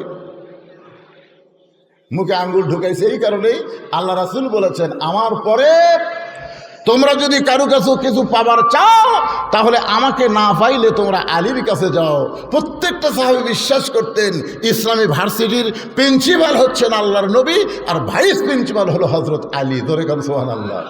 আপনারা ইসলামের খেলাফতের নিয়মটা দেখবেন। আল্লাহ রাসূল যখন মদিনার রাষ্ট্রপতি ছিল তখন শিক্ষামন্ত্রী ছিলেন হযরত আলী। সুবহানাল্লাহ। না ধর্মমন্ত্রী আবু বকর, অর্থমন্ত্রী ওসমান, আইনমন্ত্রী ওমর। গেল আবু বকর রাদিয়াল্লাহু যখন মদিনার খলিফা ছিলেন তখন শিক্ষামন্ত্রী হচ্ছেন হযরত আলী। সুবহানাল্লাহ। উমর ফারুক যখন মদিনার খলিফা তখন শিক্ষামন্ত্রী হলেন হযরত আলী। ওসমান গনি যখন মদিনার খলিফা তখনও শিক্ষামন্ত্রী হচ্ছেন হযরত আলী। মানে শিক্ষামন্ত্রী আলী থাকা অবস্থায় অন্য কাউকে দেওয়া হয়নি, কারণ সবচেয়ে বেশি শিক্ষা যার মধ্যে ছিল তার নামই হচ্ছে হযরত আলী। আর আমাদের বাংলাদেশে শিক্ষামন্ত্রীকে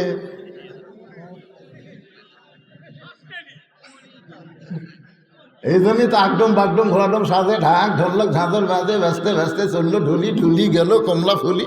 এই শালা মিথ্যা শিক্ষা দিয়ে মাস গেলে 50,000 টাকা বেতন গুনে নেয়।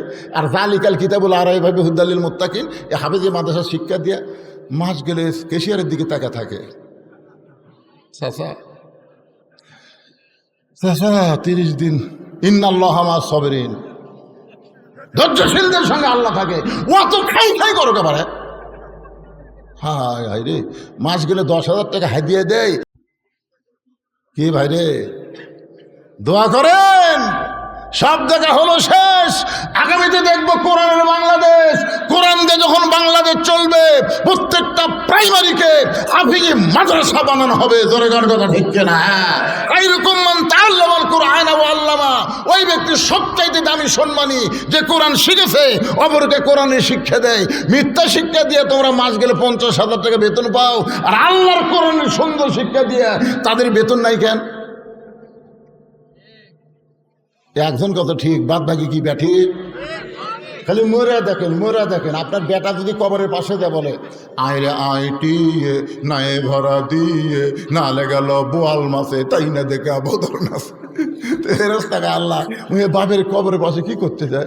যেটা পড়িছে সেটাই পড়তেছে, যেটা পড়িছে সেটাই পড়তেছে। আর যদি আপনার বাচ্চা আপনি মরে যাওয়ার পরে কবরের পাশে গিয়ে সূরা ফাতিহা তেলাওয়াত করে, সূরা ইখলাস তেলাওয়াত করে, দরুদ শরীফ তেলাওয়াত করে, আস্তাগফিরুল্লাহ তেলাওয়াত করে, যদি চোখের পানি বের করে বলে রব্বানা যালামনা রব্বিরহামহুমা কামা রব্বায়ানি সগীরা, ফেরেশতা বলে আল্লাহ কি করব? আল্লাহ বলে কবরের মধ্যে দেহ থাকবে আর পাখিটাকে আমি আল্লাহ ওই সন্তানের দোয়ার কারণে ইল্লিন নামক জান্নাতের বাগানে রেখে দিলাম।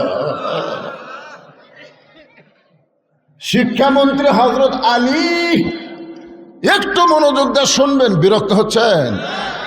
আবু যর গিফারি মুখে আঙ্গুল দিছে, বাবা আর কোনো কথা কওয়া লাভ নেই, কি বলতে কি ভুল হয়। কারণ আল্লাহ রাসূল দুনিয়া থেকে বিদায় নেওয়ার পরে প্রত্যেকটা সাহাবী হযরত আলীকে ওস্তাদের মতন সম্মান করতেন। আপনারা বলেন তো, ইসলামে ওস্তাদের সম্মান কম না বেশি? একেবারে মুরব্বীকে রাগ করে গেল নাকি ওটা?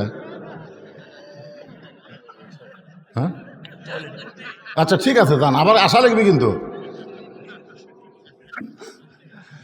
না, খুব ভালোই লাগতেছে।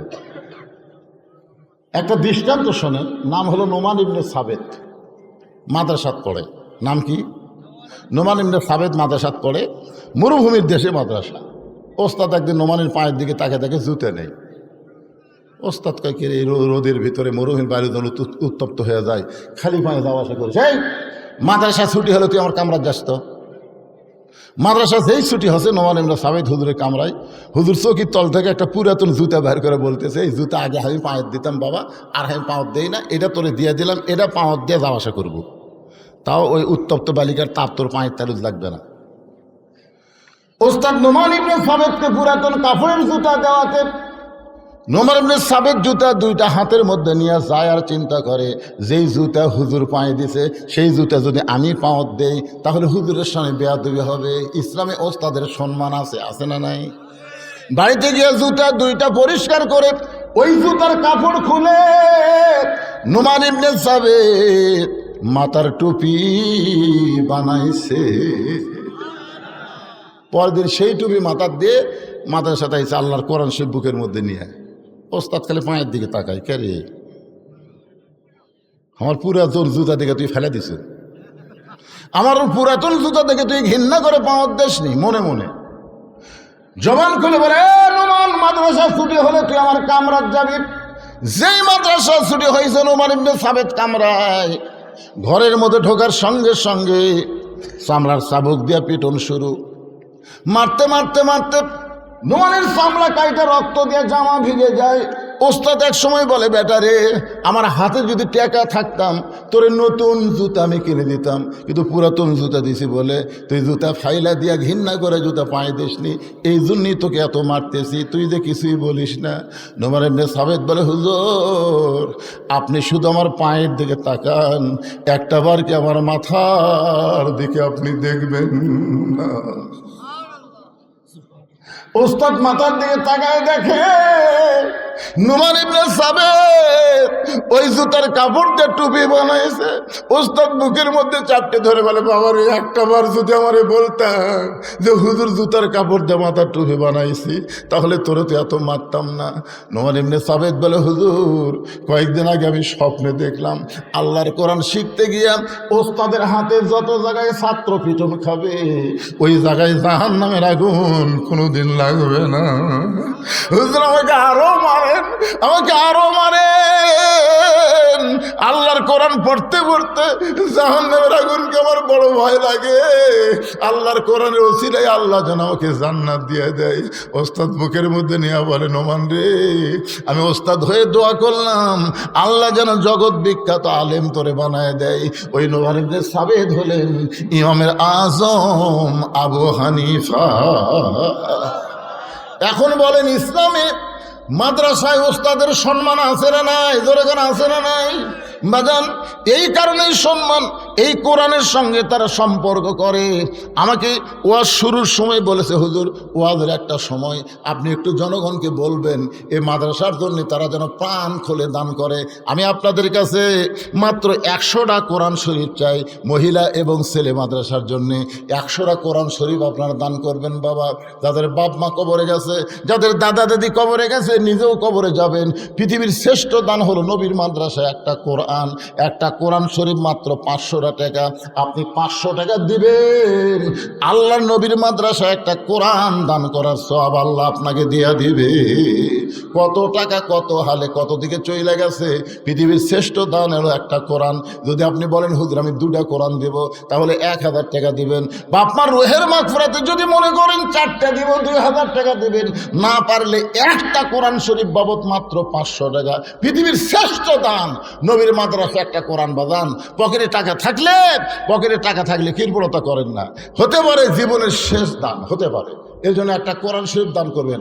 আপনাদের শ্রেষ্ঠ দান এই মাদ্রাসা একটা কোরআন। ছেলেরা কোরআন শরীফ পড়বে, আপনি কোরআন কিনে এনে দেওয়া লাগবে না, আমার হাতে 500 টাকা দিবেন।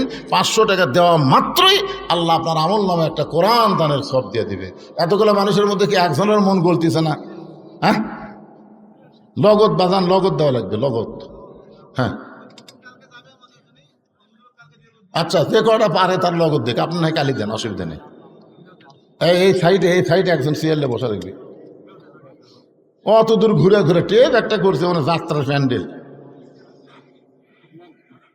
দেখছেন। 100 জন আল্লাহর বান্দা, উঠবেন না।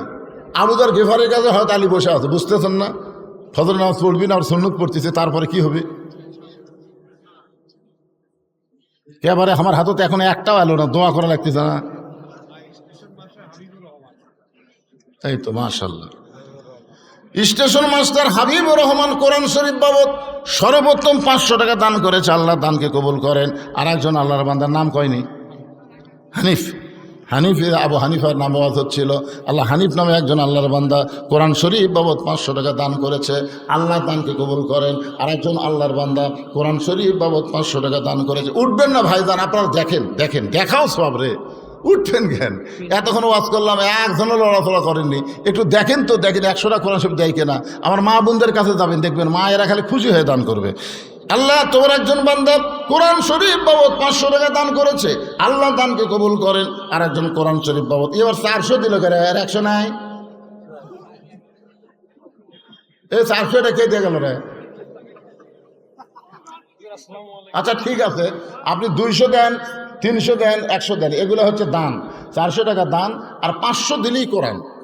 একটা কোরআন শরীফ পৃথিবীর শ্রেষ্ঠ দান। জি আল্লাহ তোমার একজন বান্দা কোরআন শরীফ বাবদ পিন্টু কি দিছে 500 টাকা দান করেছে। পিন্টু কোরআন শরীফ বাবদ আল্লাহ দানকে কবুল করেন। মায়ের নামে কে এনে দিল? হ্যাঁ, রয়েল নামি, রয়েল 2টা কোরআন শরীফ বাবদ 1000 টাকা দান করেছে। আল্লাহ রয়েলের দানকে আল্লাহ আপনি কবুল করেন। আল্লাহ নেক নিয়ত নেগাসা পড়া আল্লাহুম্মা আমিন। মামুন কোরআন শরীফ বাবদ 500 টাকা। কিরে ঢাকার মোড়ের লোকের হাতে টাকা নাই নাকি রে? ঢাকার মোড় কি নাম তো, ঢাকার মোড়। এই আরেকজন আল্লাহর মামুন বান্দা কোরআন শরীফ বাবদ 500। আব্দুল বারি কোরআন বাবদ 500। আরেকজন নাম দান 500। আল্লাহ দানকে কবুল কর আল্লাহুম্মা আমিন। বাপ্পি কোরআন শরীফ বাবদ 500 টাকা দান করছে। মেয়েদের মধ্যে কোরআন শরীফ দেয়, আপনাদের বিশ্বস্ত লোক আছে ওটি? খালি বাপের জন্য মায়ের জন্য একটা কোরআন শরীফ দান করেন মা, আল্লাহ বাপ্পার কবরকে জান্নাত বানায় দিবে। ভাইরে আপনাদের কাছে কি টাকা নাই? টাকা থাকলে দাবি আছে, পকেটের টাকাতে একটা কোরআন শরীফ দান করতেছেন না। আগামীকাল উষ্টা খায় পড়বেন, হাসপাতালে যাওয়া লাগবে, 1000 টাকা খরচ হবে, তখন কি করবেন? আর সদকা তো তারুদ্দুল বালা, দান সদকা করলে আল্লাহ বালা মুসিবত সব দূর করে দেয়। 1 মণ 2 মণ ধান দেন, যে হুজুর আমরা মাদ্রাসায় টাকা আনতে পারিনি, ধান কাটতেছি। এদের বৈশাখ মাসে দেখতেছেন না কি হারে শিল পড়তেছে, কুমিল্লায় সে হারে শিল পড়ছে, একটা শিল আদেশের করে। এদিকে ইরির ধান আপনার লাগাননি তো লেখা দেন না কেন? 2-1 মণ ধান লেখা দেন, যে হুজুর আমার আবাদ হলে আমি 1 মণ ধান দেবো। কোরআন শরীফ যদি নগদ দিবেন না পারেন, বাকি লেখা দেন যে হুজুর আমি 2টা কোরআন শরীফ বাবদ 500 টাকা দান করবো, 1000 টাকা দান করবো, লেখা দেন। এই মাদ্রাসা চালাবার গেলে তো দান করা লাগবে রে ভাই, সবাই দান করেন আল্লাহর হস্তে। আপনাদেরকে আগে আদায় করছেন নাকি? বাড়ি বাড়ি আদায় করছেন?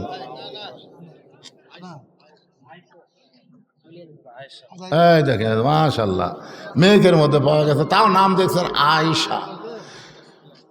নবীর আদরের বিবির নাম হলো আয়েশা। যে মা দান করলো তার নাম আয়েশা। মা আয়েশার সঙ্গে আল্লাহ, এই আয়েশাকে আল্লাহ জান্নাত দিবেন। কোরআন শরীফ বাবদ 500 টাকা দান করছে, আল্লাহ দানকে কবুল করেন, আল্লাহুম্মা আমিন। আলামিন। আল্লাহ কোরআন শরীফ বাবদ 500 টাকা দান করছে, আল্লাহ দানকে কবুল করেন, আল্লাহুম্মা আমিন। ভাইজান, এই মাদ্রাসার বাচ্চারা, এই আমার জামাই একসময় ব্যাগ দিয়ে পাঠাচ্ছিল, শ্বশুর আর একবার দিবে। যে গায়ের দুধ একবারে হয় না তাকে 2 বানান দেওয়া লাগে। 2 বানান বোঝেন? একবারে হয় না, আবার বাসুর ছাড়াতে ফটকট টানতে আবার ঝকঝক করে। নাম বলার দরকার নেই, টাকা 500 দিতে তো আলহামদুলিল্লাহ। কোরআন শরীফ বাবদ 500 টাকা দান করছে, আর একজন আল্লাহর বান্দা 500 টাকা দান করছে, আল্লাহ দানকে কবুল করেন, আল্লাহুম্মা আমিন। দাদা দাদির জন্য কোরআন শরীফ বাবদ 500 টাকা এবং 20টা টাকা দান করছে, আল্লাহ দানকে কবুল করেন। দাদা দাদির জন্য দান করতেছে লাতি, আর আপনাকে বাপ মরেনি, আপনাকে মা মারা যায়নি, একটু দয়া হয় না বাপ্পার জন্য যে হুজুর আজকে কোরআনের মাহফিল এসে বাপ্পার রুহের মাগফিরাতে একটা কোরআন শরীফ বাবদ 500 টাকা দিয়ে দিলাম। পৃথিবীর শ্রেষ্ঠ দান আল্লাহর কোরআন, নবীর মাদ্রাসায় দেওয়া। কোরআন শরীফ বাজারে দেওয়া লাগতেছে না, 500 টাকা দিলেই একটা কোরআন দানের সওয়াব আল্লাহ আপনাদের আমল নামে দিয়ে দিবে। এই মাদ্রাসার বাচ্চারা ভিতরে যাও, 10 টাকা 20 টাকা 50 টাকা 100 টাকা যে যা পারবে যাও যাও যাও ভিতরে যাও। এই মাদ্রাসার বাচ্চারা কোথায় রে? এক বাচ্চা এক ব্যাগ লেবু করতেছে। সবাই দেন, সবাই দেন, জীবনের শেষ দান মনে করে দেন। যে মনে করেন আর হয়তো আমার জীবনে দান করার সুযোগ নাই, এটাই হলো আমার শেষ দান, এই মনে করে দেন। দেন দেন, সবাই দেন বাবা, সবাই দেন। জিকির করেন লা ইলাহা ইল্লাল্লাহ, লা ইলাহা ইল্লাল্লাহ, লিল্লাহি তাকবীর। মেহেদি হাসান মায়ের জন্য 10টা কোরআন শরীফ বাবদ 5000 টাকা ধরে বলেন মারহাবা। আচ্ছা, এরকম 5000 10,000 টাকা দান করার লোক আছে?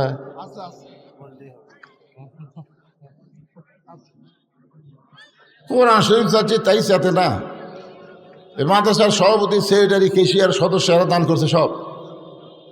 মাদ্রাসার কমিটি নাই, কমিটি নাই, করছে। ও কমিটি বলে নাই, পিছন থেকে একজন হচ্ছে কমিটি নেই।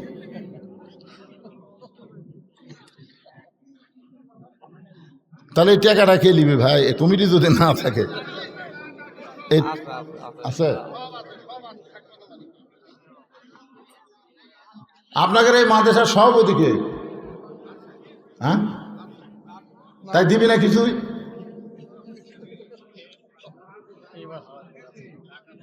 হ্যাঁ, ও ঢাকাচ্ছে যাচ্ছে। আজকে মাহফিলের জন্য সভাপতিকে আনবার পারে না। এই আপনার উঠে চলে যাচ্ছেন কেন?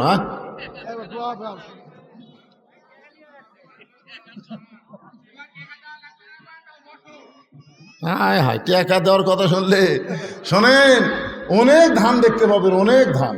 সবগুলো ধান না বাজান, ধানের মতোই ঢপ, ধানের মতোই ঢপ। এত ধান, এত ধান, কয় বাতাস দে। তখন বড় একটা ফ্যান নামিয়েছে, এখন দেখছেন ধান সাইজ করার একটা ফ্যান নামিনি, ফ্যানের কাছে এরকম যখন ধরতেছে তখন ধানের মতোই ঢপ বাড়ে, উড়ে উড়ে চলে যায়, উড়ে উড়ে চলে যায়। তার মানে কি ওটা পাতান রে, চিটা পাতান। চিটা পাতান কোনো সময় ধানের সাথে থাকতে পারে না। যখন মাদ্রাসার কালেকশন শুরু হয়, এই চিটা পাতানগুলো উড়ে যায়, উড়ে যায়। আর ওয়াজি হবে না কিসের? মাদ্রাসা টিকায় রাখতে হবে, টিকায় রাখতে হবে। কারণ মাদ্রাসা তো সরকারি টিকাবে না, আপনাকেও টিকে রাখার লাগবে, বুঝলেন না? আপনাদের মতন আল্লাহওয়ালা মানুষ আছে বলে এখনো মাদ্রাসা টিকে আছে। সবাই একটু জিকির করেন, আমি আবার আলোচনায় ফিরে আসতেছি। লা ইলাহা ইল্লাল্লাহ, লা ইলাহা ইল্লাল্লাহ, লা ইলাহা ইল্লাল্লাহু, লা ইলাহা ইল্লাল্লাহু, লা ইলাহা ইল্লাল্লাহ, লা ইলাহা, লা ইলাহা ইল্লাল্লাহু মুহাম্মাদুর রাসূলুল্লাহ সাল্লাল্লাহু আলাইহি সাল্লাম। হযরত আলী বলতে, আবু জার, আমি এশার নামাজ সময় নবীকে বলেছি আমি ফজরের নামাজ পড়বো না, তাই বলে কি ফজরের সুন্নত পড়া যাবে না? সঙ্গে সঙ্গে আবু জহর মুখে আঙ্গুল দিছে যে শিক্ষিত মানুষের সঙ্গে তর্ক করা যাবে যাবে নাকি? হযরত আলী সম্পর্কে রাসূল বলেছেন আনা মাদিনাতুল ইলমি ওয়া আলিউ বাবুহা। তিনি কত বড় শিক্ষিত ছিলেন। ওমর ফারুক যখন মদিনার খলিফা ছিলেন তখন হযরত আলী ছিলেন শিক্ষামন্ত্রী। ওমর ফারুক একবার জেরুজালেমে গেছিলেন, আপনার ইতিহাস সবাই জানেন। রাখালকে উটের পিঠে চড়ে দিয়েছেন আর ওমর ফারুক রশি ধরে জমিনে দাঁড়িয়ে আছে। জেরুজালেমের খ্রিস্টানরা মনে করলো যে জেরুজালেম নিয়ে এখনো ফিলিস্তিনের উপরে কিন্তু নানা রকম নির্যাতন হচ্ছে। জোরেখার কথা ঠিক কিনা ভাই রে?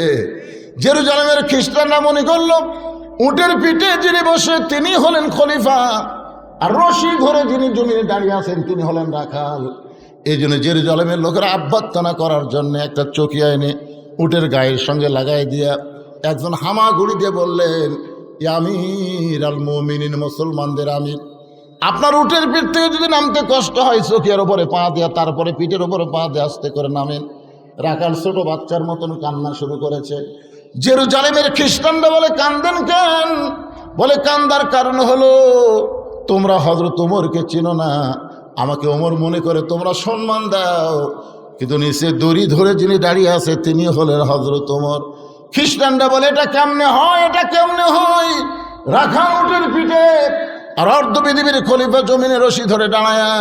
রাখাল বলতেছে আল্লাহর কোরআন অনুযায়ী যখন রাষ্ট্র চলবে তখন মানুষ এমন অধিকার পাবে সবাই সমান হয়ে যাবে।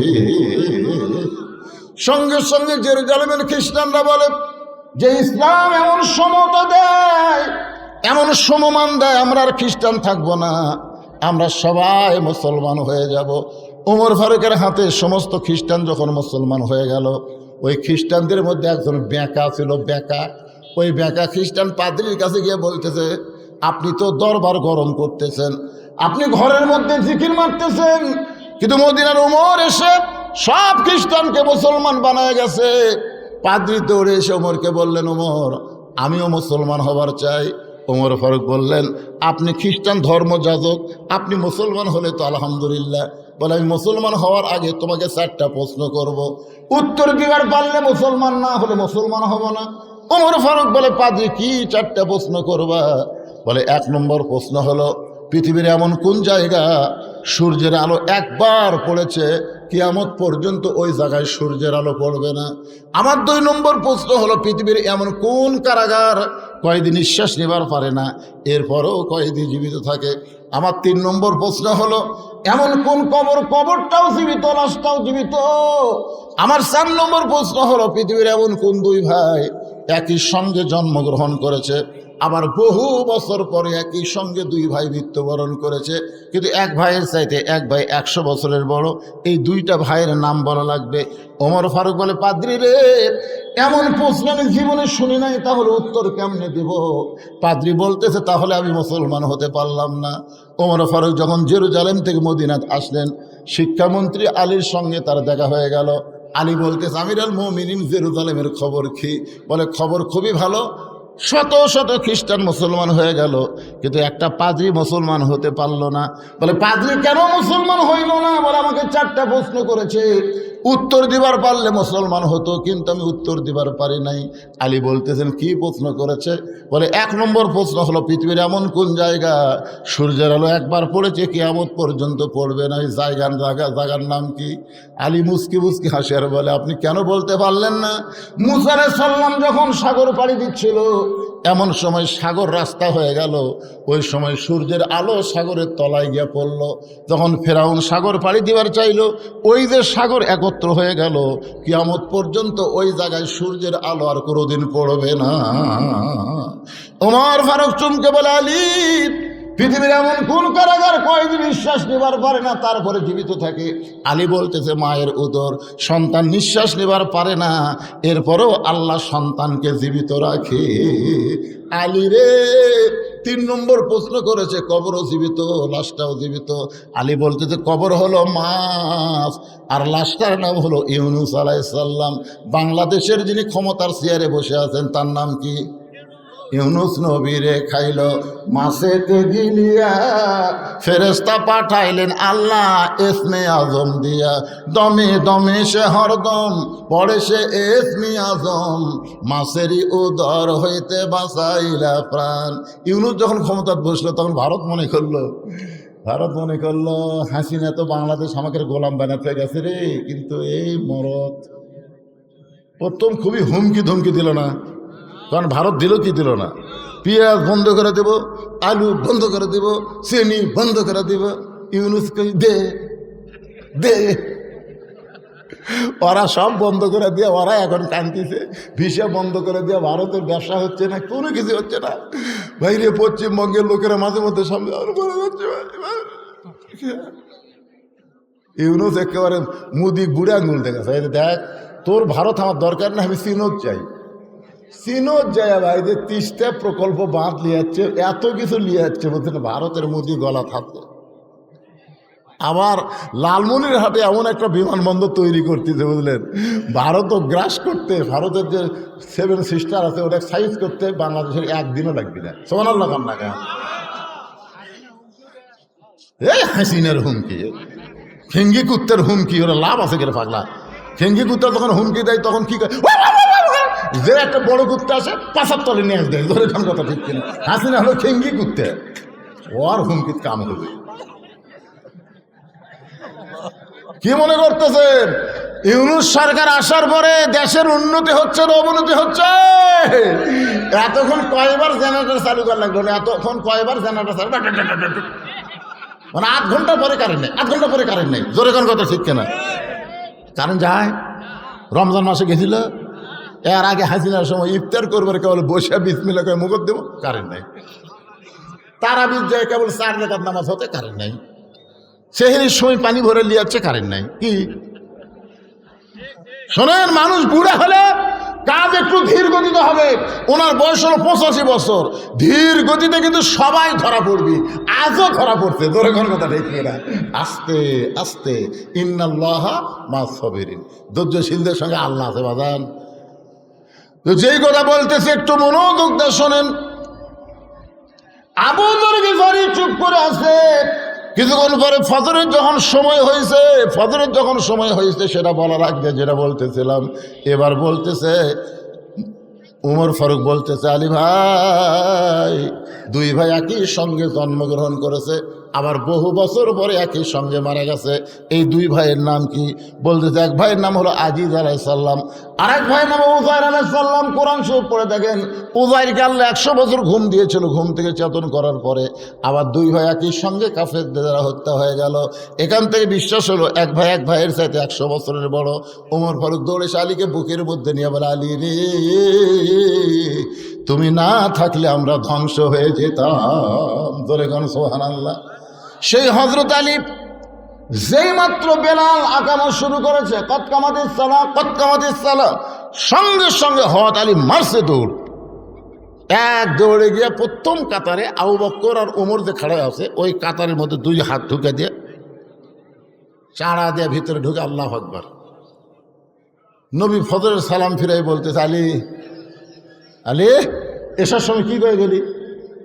তুই এসার সময় বলে গেলি ফজরের নামাজ পড়বো না, আবার সামনে কাতারে তোরে দেখতে পাই আবু বকর খালি মুখের তলে হাত দিয়ে মুসকি মুসকি হাসতেছে। কেন আবু বকরকে আল্লাহ রাসূল আগেই বলে দিয়েছে, ধরে কোন কথা ঠিক না?